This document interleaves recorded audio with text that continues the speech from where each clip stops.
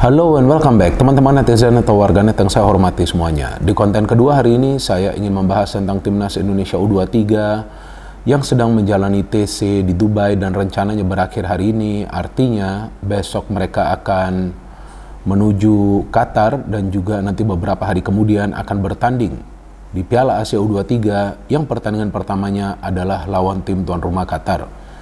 Memang TC kali ini hanya 10 hari ya teman-teman. Tapi TC kali ini sangat bermanfaat bagi para pemain Timnas Indonesia U23. Bukan saja agar mereka bisa mengembalikan match fitness mereka ya, membentuk fisik mereka agar nanti bisa siap bertanding di Piala Asia U23, tapi juga agar para pemain bisa mengenal satu sama lainnya lebih dekat lagi. Walaupun memang kita tahu mayoritas dari pemain-pemain yang berada di skuad Garuda U23 ini juga menjadi bagian dari Timnas Indonesia Senior. Artinya ya memang mereka sudah sering bertemu.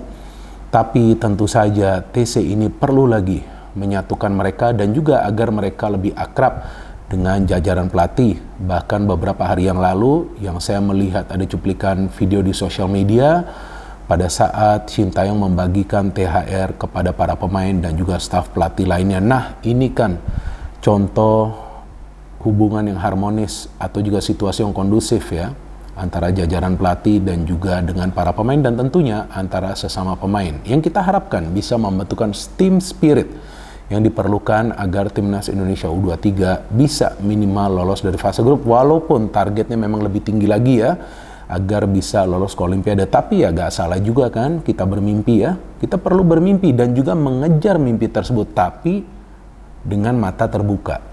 Artinya apa? Sangat penting bagi para pemain itu untuk bisa menyatu di atas lapangan. Nah, maka itu pentingnya ada pemusatan latihan.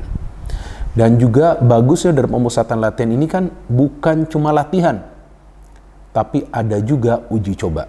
Nah, seperti yang kita ketahui, uji coba pertama memang Indonesia kalah dari Arab Saudi dengan skor 1-3. Dan pada saat itu kan saya jelaskan ya, ini kan hanya sebuah laga uji coba. Jadi gak masalah juga kalah, tapi belajar dari kekalahan tersebut. Dan memang Shin Tae-yong tidak menurunkan semua pemain inti di pertandingan tersebut. Tapi di pertandingan kedua, memang dia menurunkan hampir semua pemain inti dan hasilnya Indonesia bisa menang dengan skor 1-0. Gol dicetak oleh Witan. Artinya kan sekarang sudah ada progres yang real. Tapi tetap saja kalau saya sarankan jangan kita gembar-gembor di sosial media dengan kemenangan di laga uji coba ini. Karena ya ini hanya laga uji coba. Walaupun ya ini bagus, sangat positif bagi para pemain untuk meningkatkan kepercayaan diri mereka. Tapi untuk saat ini mungkin sudah ke-5 atau ke-7 kali saya mengatakan bahwa kita semua harus rendah hati. Low profile aja, tenang saja. Tapi tetap kita support Timnas Indonesia. Maka itu sangat penting juga jika kita mendapatkan sebuah informasi ya jangan juga langsung di-share ya di sosial media. Kita keep aja untuk kita. Nanti ketika memang momennya tepat baru kita share. Akan lebih baik seperti itu karena sekarang ini nih teman-teman ya, mau percaya atau tidak percaya ya terserah kalian.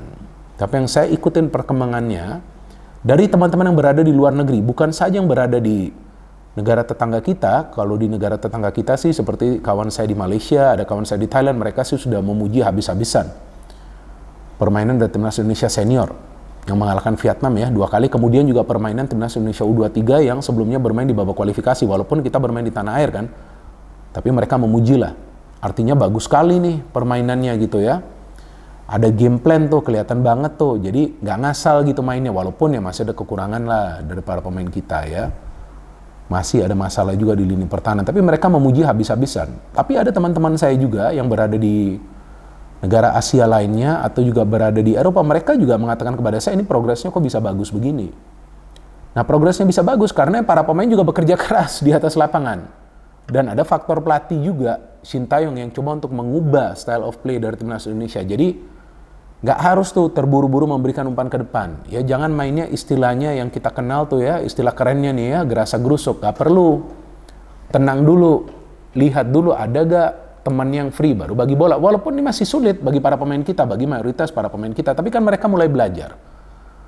Dan mereka belajar di usia mudanya. Nah, ini tentu sangat bermanfaat bagi mereka. Jadi perlahan-lahan diharapkan progresnya ini bisa naik terus sehingga permainan dari Timnas Indonesia bukan saja di level senior tapi juga nanti di level U20 bisa semakin baik lagi. Meskipun kita tahu sekarang kan U20 dilatih oleh Indra Safri, tapi saya pikir ya mulai bagus juga sekarang permainannya, walaupun di laga-laga uji coba belum begitu positif lah ya hasil akhirnya, but it's okay, it's part of the progress. Betul kan, ini kan yang di Timnas Indonesia U20 kan adalah generasi yang baru ya, tapi di Timnas Indonesia U23 ini yang menarik kan, karena seperti yang tadi saya katakan mayoritas adalah pemain-pemain yang sudah biasa bermain bagi Timnas Indonesia Senior. Jadi sebetulnya nih, Timnas Indonesia U23 ini punya peluang yang real, punya peluang yang bagus di Piala Asia U23. Asalkan juga saya harapkan nanti para pemain bisa tetap bugar, jangan sampai nanti tiba-tiba ada pemain yang cedera.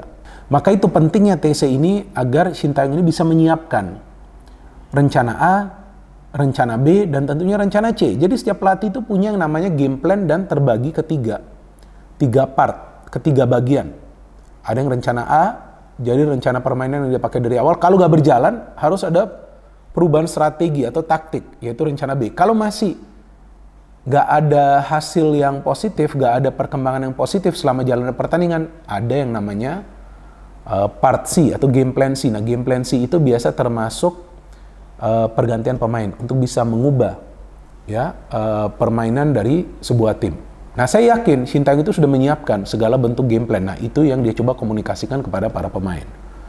Maka itu yang selalu diinginkan oleh Shin Tae-yong, adanya pemusatan latihan.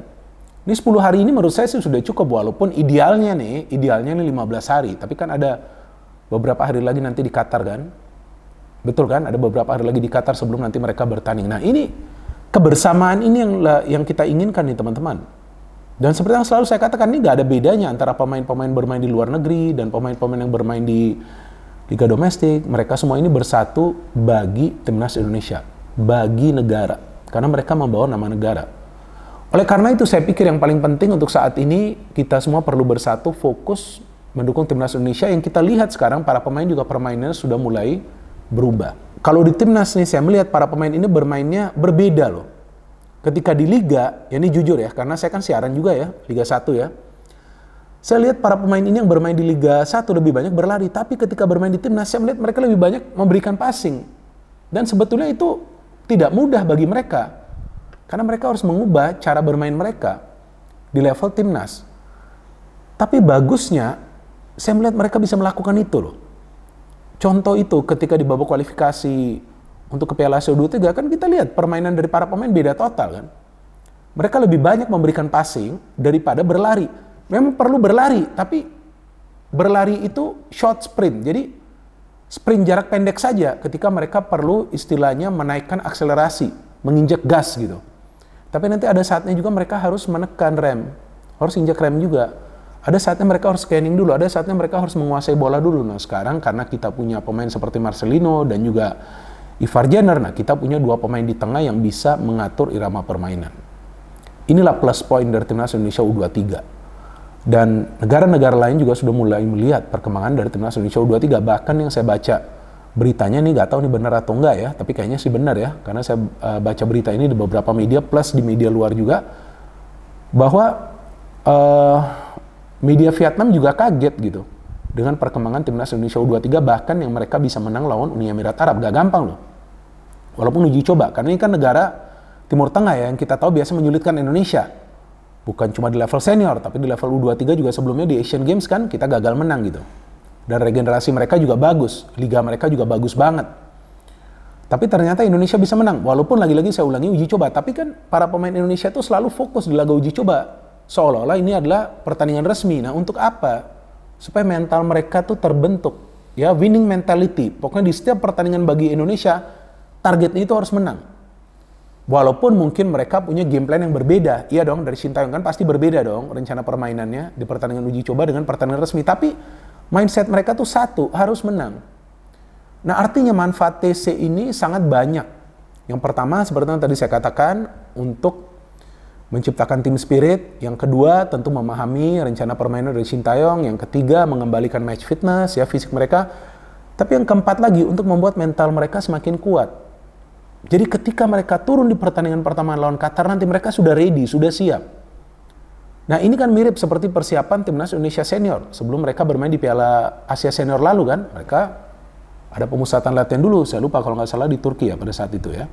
Nah, ada dulu pemusatan latihan kan, ada juga beberapa laga uji coba, walaupun ya dibantai kan, di laga uji coba tersebut lawan Libya ya, kalau nggak salah. Tapi ada.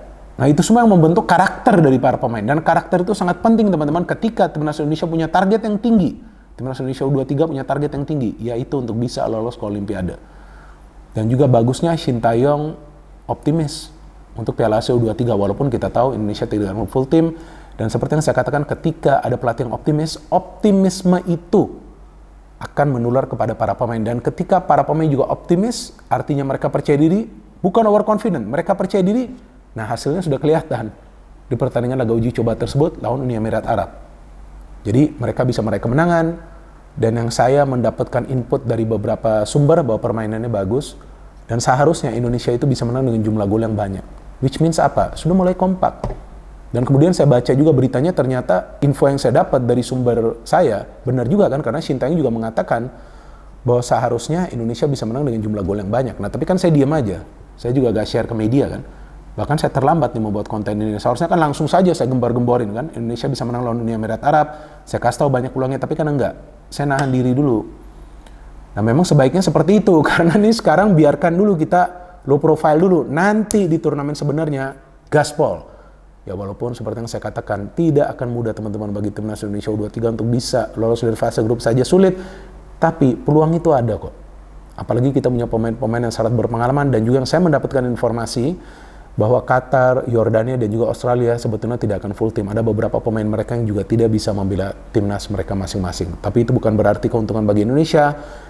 Namun, para pemain Indonesia harus tetap waspada dalam setiap match. Dan kalau menurut saya, kuncinya bagi Indonesia adalah di pertahanan. Jangan sampai pertahanan itu nanti mainnya ngaco. Pertahanan kita harus solid. Yang saya dapat info tambahan, pertahanan kita super solid di pertandingan Uni Emirat Arab. Itu yang juga membuat Indonesia mencatat clean sheet. Dan itu yang kita harapkan, mindset seperti itu, optimisme seperti itu, aura seperti itu yang dibawa untuk pertandingan pertama lawan Qatar. Nanti H-1 teman-teman, sebelum pertandingan lawan Qatar yang akan rencananya dimainkan pada tanggal 15 April, saya akan membuat konten preview dari pertandingan pembuka Timnas Indonesia U23 di Piala Asia U23 yang untuk pertama kalinya Timnas Indonesia akan bermain. Dan kita tentu sebagai pecinta dari Timnas Indonesia, sebagai supporter, dan juga tentunya sebagai pemain ke-12, terus memberikan support secara full, yakni 110%, dan juga membangun narasi-narasi yang positif di sosial media. No hate, no politics, only football. Salam sepak bola.